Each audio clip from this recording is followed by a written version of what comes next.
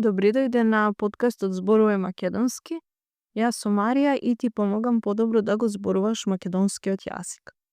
Во оваа подкаст епизода ќе зборувам за тоа зошто се важни грешките и зошто те предизвикувам да ги правиш истите. За успешно учење и совладување на било која вештина, едно е сигурно, а тоа е дека некогаш ќе погрешиш. А јазикот е токму таква една вештина, каде не можеме од денеска за утре да го научиме и тоа без грешка да го знаеме и зборуваме. Зошто толку многу зборувам за грешките и зошто мислам дека истите се важни при учење на јазикот? Имам впечаток дека никој не зборува за тоа како го поминал патот за да дојде на местото каде се наоѓа. Некако имам впечаток дека сите зборуваат за успеси и триумфи, а никој за пречки, сопнувања и паѓања. Што е она со што се бореле во текот на патот кој го изминале? Тоа некако многу слабо го слушам. Не знам дали и ти го имаш истиот впечаток. Од сите приказни што ги слушаш, доаѓаш во ситуација каде што се приспитуваш себе си. Се прашуваш дали воопшто можеш да успееш ако од прва не го погодиш акцентот во македонскиот јазик. Може би се прашуваш дали вреди да се трудиш да го учиш и усовршуваш македонскиот јазик кога правиш грешки. Ќе ти кажам дека вреди. Успехот е составен од две страни. Од една моја менторка од Америка, се вика Брук Кастилјо, ја имам слушната изреката дека неуспехот треба да се заслужи. Кога прв пат ја слушнав оваа реченица, си помислив во себе. А како сега заслужување на неуспехот? Тоа прв пат го слушнав во мојот живот. Што значи тоа?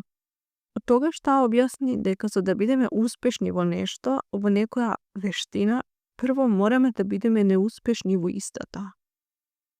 Неуспехот значи паѓање и паѓање. Но заслужувањето на неуспехот, односно, успехот е повторно станување и искачување. Таа зборува дека успехот се состои од две страни: паѓања, сопнувања и победи. Успехот треба да го гледаме како некој медал кој има две страни. Тоа е победа и паѓање. Многу мина сакаат да имаат само едната страна од медалот. Сакаат само да го имаат успехот. И ако е можно од денеска за утре веќе. Но за жал или за среќа, вистинскиот живот не функционира на тој начин. За да го имаме медалот, потребна ни е и другата страна. Сега ќе ти представам што значи успешно зборување на македонскиот јазик. Едната е работење на работи на правилен начин.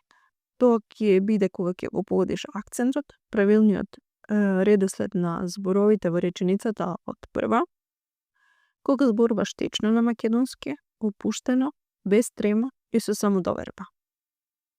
Другата страна е учење на грешки. За да можеш да го совршиш зборувањето на македонскиот јазик, потребно е да грешиш. И тоа многу. Сигурно се прашуваш пак, зошто треба многу да грешам, за да можам убаво да го зборувам македонскиот јазик? Затоа што на грешките не треба да гледаме на нешто што е лошо. Многу ми не гледаат на грешките како лошо. Но и јас мислам дека грешките не треба да бидат нешто лошо во нашиот живот. Тие треба да го представуваат да ни представуваат едно огледало.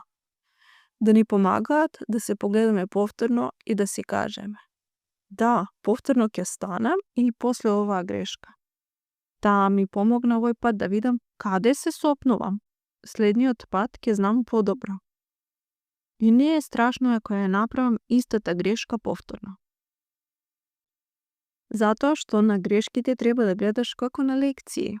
Добро, може би денеска не си го акцентирала тој збор правилно. Ако слушнеш како некој збор зборува правилно, прашај го или прашај ја да ти помогне полесно да го акцентираш тој збор. Или јави ми се на бесплатна консултација или во порака, заедно да го поминеме тој предизвик. Затоа што токму грешките повеќе ќе ти помогнат во усовршувањето на македонскиот јазик, отколку од прва да научиш се да кажеш правилно. Она што сакам да ти го кажам е дека со оваа епизода е да се осмелиш да паднеш.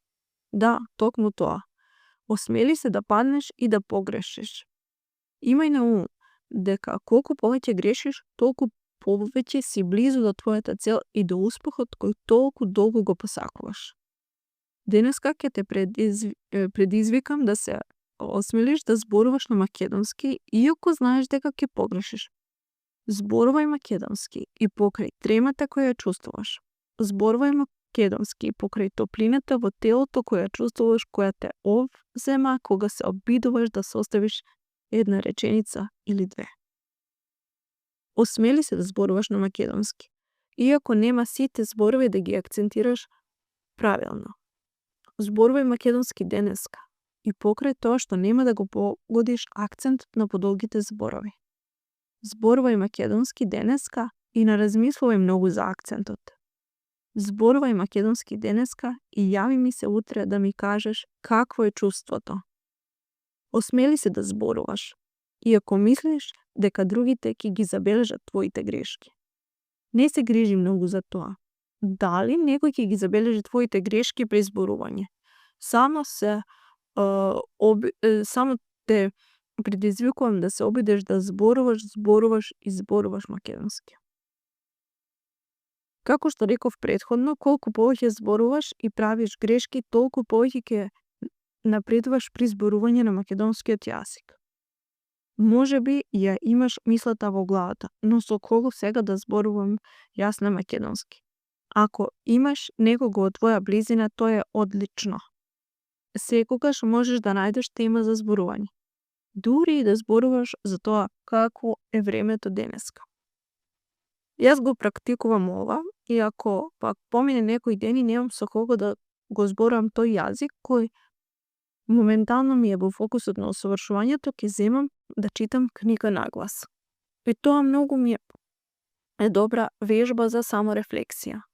Да сама согледам каде се наоѓам на мојот пат и како звучам.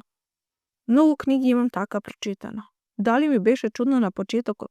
Секако дека да. Си мислев, како сега да читам наглас? Што ако некој ме слушне? Што ќе помисли? Ќе ги видели моите грешки при зборувањето и акцентирањето? Но брзо после тоа ми дојде мислата, па ова е патот до успехот. Со ова читање сум поблиску до мојата цел. И на тој начин ќе продолжев.